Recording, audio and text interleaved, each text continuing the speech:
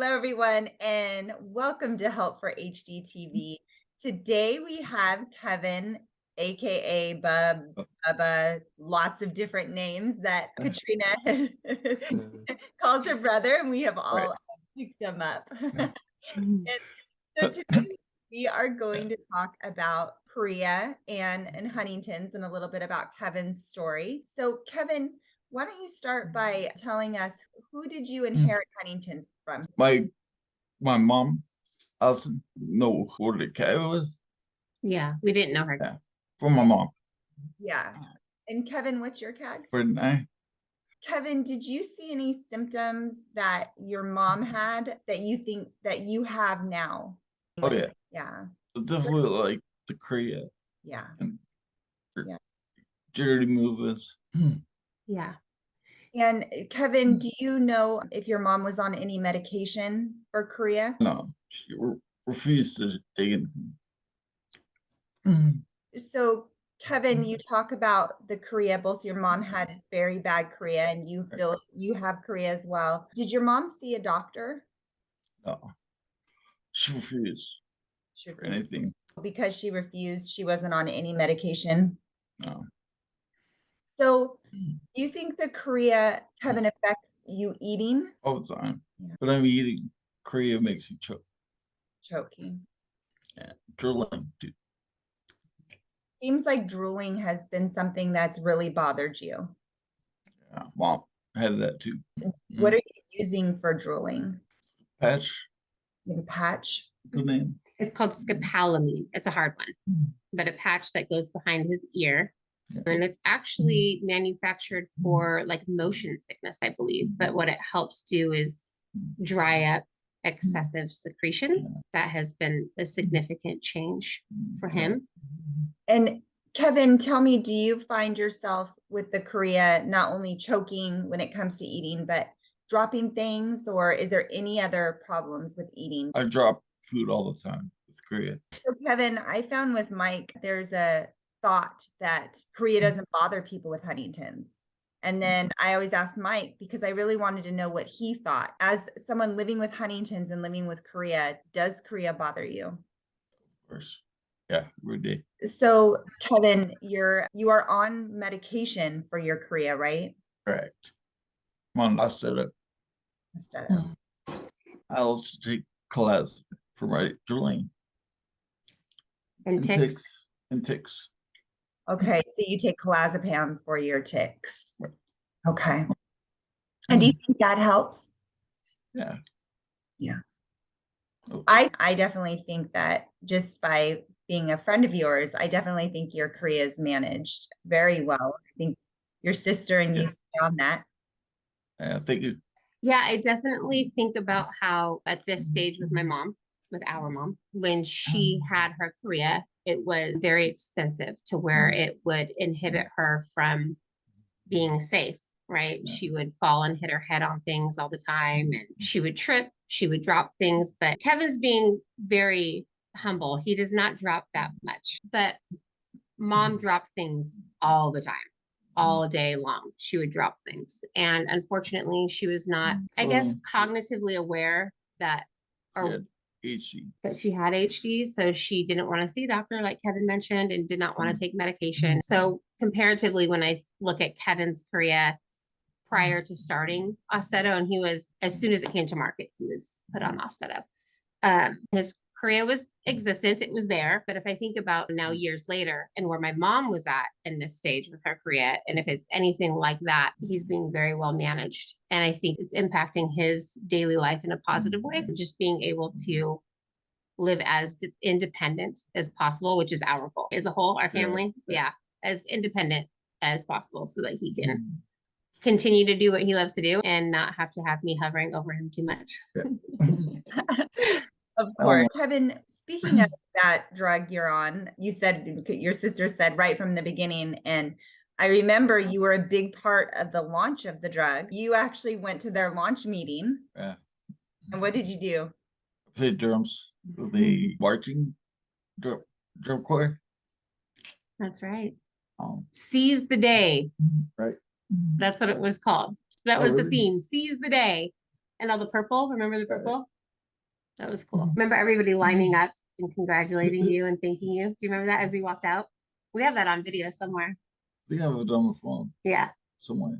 at least pictures. I know that much. So for those of you that don't know, Kevin has always been very much a talent of music.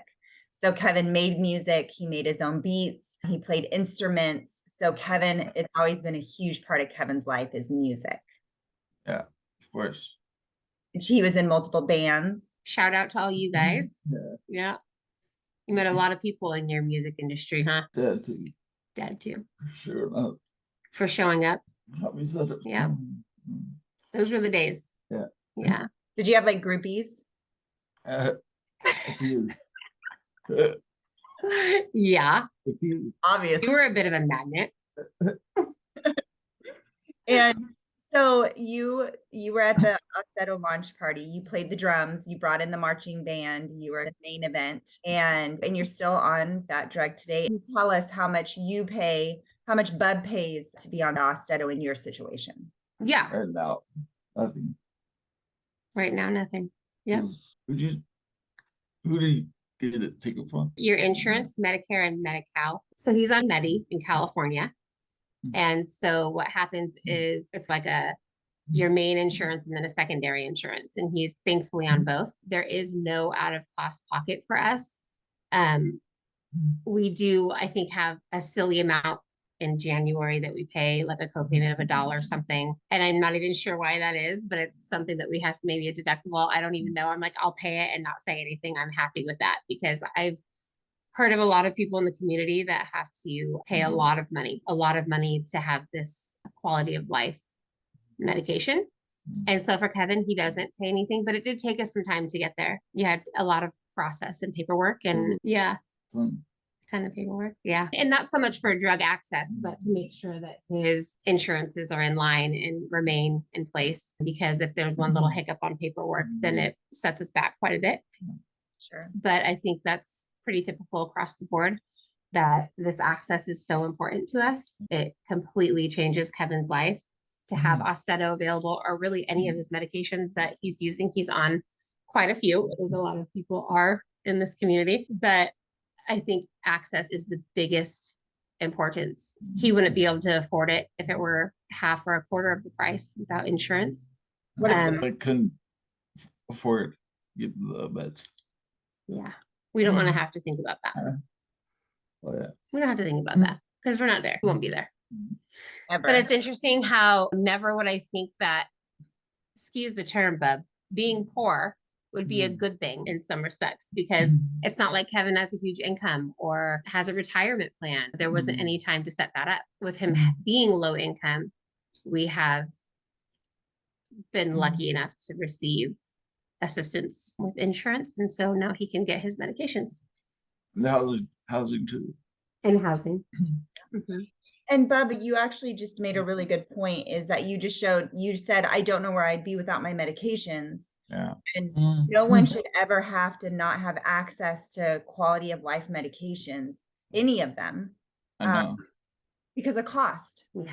Kevin, have you noticed that you have had to increase not only Osteto, but other, like you said, you were on clozapam. Do you have to find that you have to increase it over time because your symptoms are breaking through those medications? Or do you find that a steady dose has been good for you since the beginning? The steady dose has worked pretty well for me. In the very beginning, we did have to titrate to get up to the right dose. And there was one increase, but it's been years. Yeah. Years since that point. We are going to talk to his neurologist because of Kevin's difficulties with swallowing. We do want to limit the amount of medications he's taking. So for example, he takes a pill that's 20 milligrams, but because of insurance, sometimes they'll send 2 10-milligram tablets. And so I've had to work with the insurance, calling them directly and explaining why it's important that he has limited amount of pills. And they've been pretty compliant. They've been very helpful. But now with Osteto having the extended release, that's our next step is to then talk to his neurologist because I don't know if you caught it on Hype, but the Osteto just released an extended release tablet, which would mean that you would not have to take as many pills.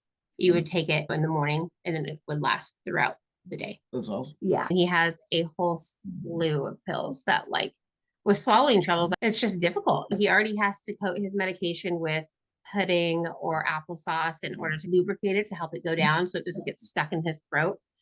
And one thing his neurologist explained to us about Chorea, and his Chorea in particular, is the swallowing mechanism, like throat, esophagus, stomach, everything. It just decides when and when not to work. So like sometimes it'll go as it would for him, for like you or I.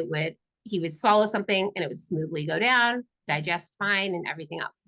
But sometimes with Kevin, it'll just decide not to work. So it'll come back up, or he'll cough it out, or it'll even give him digestion problems. So I think with him having to already have and deal with on a regular basis, Chorea going all through his esophagus, I think it's really important to have less tablets than more. So we'll see how it goes. Yeah. Looking at you, Kevin, your Chorea is very well managed. Your sister's doing a good job and you're doing a good job doing that. She's doing a great job. Great job. Thank you. You are very involved with Eli, and because you have a nephew that is a sports fanatic and plays every sport under the sun. And I know how much you enjoy going to Eli's basketball games. They're awesome. Yeah. And can you tell us what happened at a basketball game? The coach brought up everybody around me. Yeah, they dedicated the game to me. Yeah. And then they won that game. Yeah. And they kept doing little things. It was the sweetest thing that they kept going, "For you, Bubba, for you, Bubba."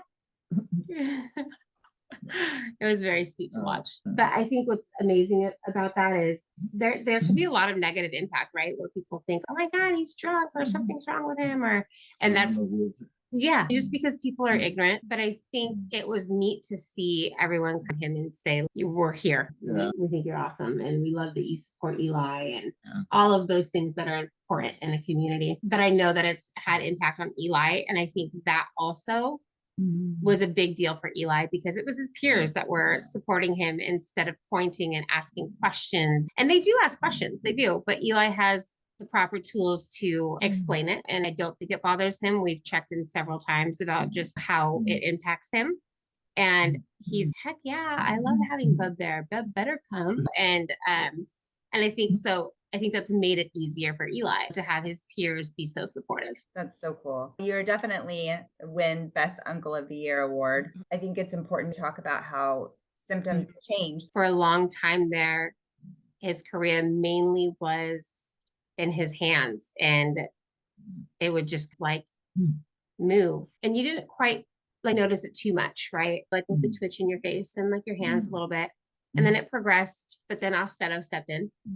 And then what we noticed was his movements were not as large and noticeable. Smaller movements, smaller tics.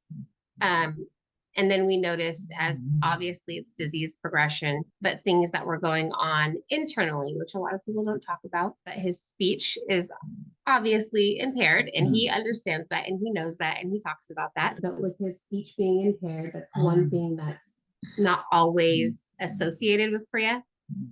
But he has a lot of internal Chorea. So his throat, his digestive system, and prior to spitting up, it was definitely regurgitation. And I know that's not everyone's favorite word, but it's the truth of the matter, right? So anything he put in his system, a third of it would come back up. With every bite, he would have some of it come out of his mouth. And so it was very frustrating for him. Medications weren't working. We tried to give a little bit more of the clonazepam, and that wasn't helping. And it really subsided.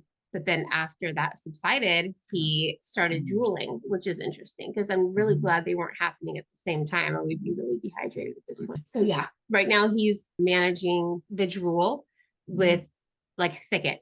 That is a really good tool for him. It's been life-saving because he was getting thinner and thinner just because it was uncomfortable for him to drink thin fluids. And actually we noticed that I think the first time we tried it was a no-go. because my very smart self tried it in just water. And so he was like, That's what is what I this tried it thick in. water? Yeah. Yeah, I shouldn't have done that. Yeah. Yeah.